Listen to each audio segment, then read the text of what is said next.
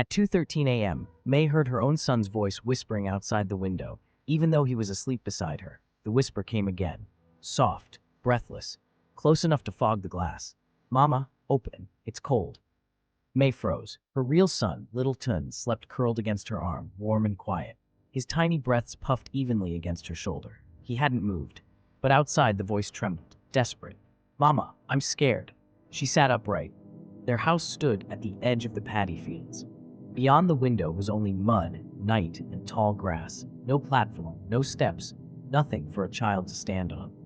The window itself was old teak, 2 meters above the ground. Yet something waited there. May forced herself to look. A small silhouette clung to the outside of the wooden frame, fingers hooked over the edge like a bat hanging upside down. Its head dangled in the night air, hair dripping, swaying gently. Her son's face stared back, but the eyes, they were too wide, all pupils, shimmering like water. "Mama, let me in." Her real son stirred. "Mama?" he murmured. The thing outside snapped its head upward, instantly silent. May covered her child's ears and whispered a prayer. The elders had warned her, never answer a night caller, especially one wearing a familiar voice. She backed away from the window. The thing tapped once, a tiny knuckle rap, then again and again. Each tap grew faster, sharper, until it sounded like hundreds of fingers drumming the wood. "Mama, open, open." The window shook violently. May grabbed her son and ran to the center of the house. She lit incense, scattering rice around their feet. Toon began to cry, confused and frightened.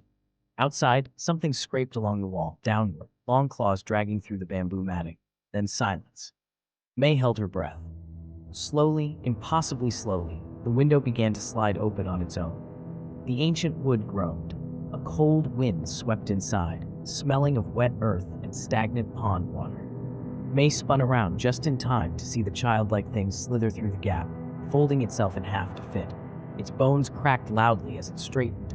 In the candlelight, its face twitched, attempting a smile it didn't understand. It spoke again in her son's voice. "Mama, why are you running?" May clutched Toon and backed toward the door. The creature crawled across the floor, joints bending wrong, arms too long, fingers leaving muddy crescents with every touch. "Let's play. You forgot to tuck me in."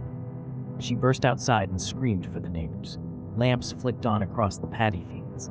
When they returned to her house, the creature was gone. Only muddy handprints remained, smeared across the walls and the sleeping mat. But the worst part wasn't the prints. It was the tiny footprint beside her real son's cot. A child's footprint, wet, not his, and facing the wrong direction.